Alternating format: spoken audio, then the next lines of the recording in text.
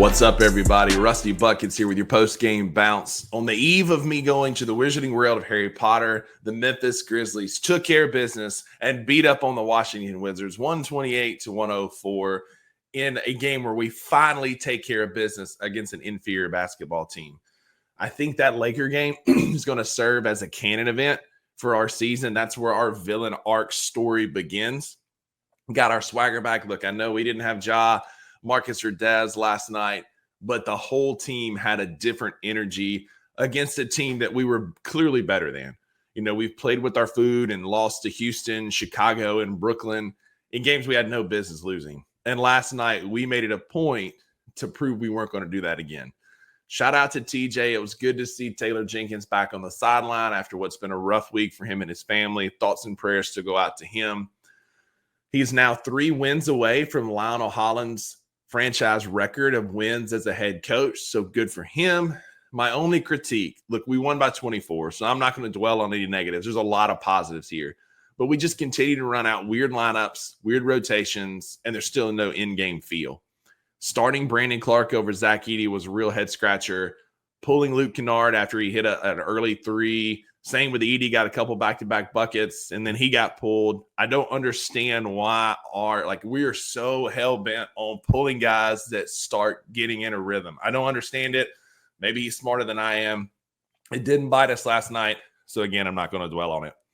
We had a vintage Jaren Jackson Jr. game last night.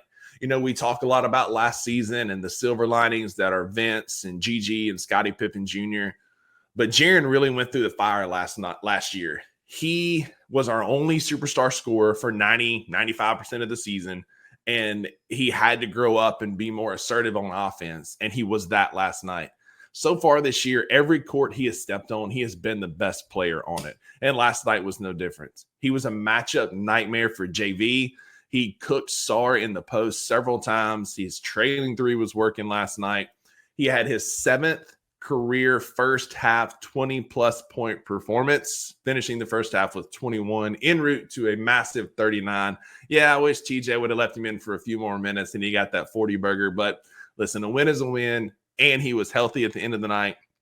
Jaren had a massive game and continues to bully the NBA. We could be looking at an all-star in Jaren Jackson Jr. We got 3D last night. Zach Edey hit another 3, going 1 for 2 from behind the arc and having another grow-up game. There's definitely things he still needs to work on, and he's improving week over week. But watching him stand up to Jonas Valanciunas last night after a JV elbowed him in the face was like, hey, that's one of us, man. Memphis, man. Zach Edey is Memphis. He's got that little bit of off, right? He's like Vince. He's got a touch of psycho, a touch of crazy in there, and that's what this team needs. And I think Edey's going to be that. He's not going to fly off the hinge, but don't poke the bear. Don't provoke him, because you could see it in that eye last night. He had some fire in his belly at JV. The double technical is what it is, a soft call, but happy to see Edey standing up for himself, and I know he will stand up for our guys. Luke Kennard looked much more like himself last night. 3 for 5 from behind the arc, facilitated the offense very well, kind of embracing that backup point guard role to Scottie Pippen Jr., and it was good to see that. It's like he heard all the rumors. He heard us all talking about how tradable that contract is and said, all right, I'm just going to go out and get some assists and drop some dimes, and played well in that backup point guard role. Still knocking the rust off his shot a little bit, but it was good to see Luke out there being healthy. Speaking of Scottie Pippen Jr., first career triple-double last night, 11 points, 11 assists, and 10 rebounds. He is now a part of the first father-son duo to record a triple-double in NBA history.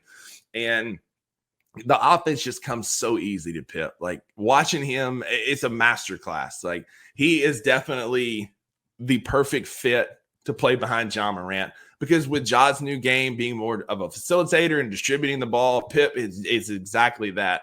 He's always in the right spot. He has such great floor vision to see where guys are cutting or they're supposed to be and making great passes. I've really enjoyed watching him hoop. You know, I've gotten a lot of grief for saying, oh, we need to wait and sign Scottie Pippen Jr. And I still think we could have, but it's good to see the young fella earning that contract and playing well after the Grizzlies took care of him. We got a BC dunk last night. Like, it feels like each night he's jumping a little better and running the floor a little bit better. He had that oop where he actually finished with a dunk, and it's good to see BC kind of getting his legs back underneath him. We have two certified hoopers on this team. Jay Huff being one of them. He continues to come off the bench and get on the heater offensively or defensively. He can come out and get us a couple Huff stuffs, as Pete Pranica calls them, a couple of big threes last night, and then culminated with Yuki Mania with the behind-the-back no-look pass to a cutting Huff for a dunk. Just an emphatic seal to the night late in the game. And speaking of first, Yuki got his first career field goal. A step-back three at the top of the key. You love to see the young fella. The energy was electric in the forum. It was electric where I was watching it. It was an awesome experience watching Yuki get that first shot and seeing the guys in the team celebrate him.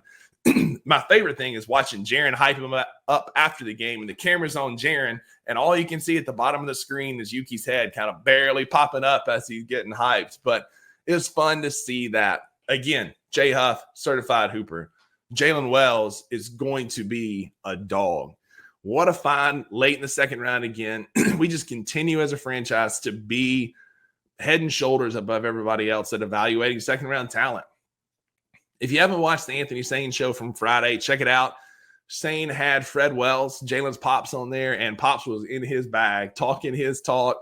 You can see where Jalen gets his confidence, and they talked about Jalen, how he's always been a sponge and wanting to learn and get better and outwork everybody. You see it translating on the court, man. Taylor Jenkins said, if you want to earn minutes early in your career with this team, it's through defensive effort. And Jalen Wells is giving relentless effort on defense. Guys, it's 3-and-D is very cliche and overused, and there's more to his offensive game than that. He's an offense and D kind of guy, and somebody that we can count on to be that 6th or 7th man on this roster that can come get us a bucket, that can come defend well. I cannot wait to watch him and Vince and Jaren play later this season when everybody's healthy. Good gracious, what a defensive team that's going to be. We continued our dominance in the paint. We scored 60 points last night in the paint. We had 49 points off of our bench. We continue to have role players stepping up and playing well. Jay Huff, Edey off the bench last night. Luke had 11. We just continue to grow and show that we've got a lot of depth on this team. Hopefully, eventually, these rotations will shorten, but it's good seeing these guys play and play well.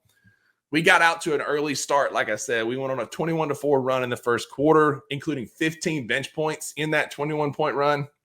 And it's great to see us hit the gas early and not let up. We needed that win last night, take care of business over a bad basketball team, and get off on a good foot before we head on a road trip. Our next game is at Portland, Sunday night, 8 o'clock. Edey against Donovan Clingan. We get to see the draft pick that we allegedly tried to trade up for against the one that we got. It starts a West Coast road trip that culminates with a game against Golden State.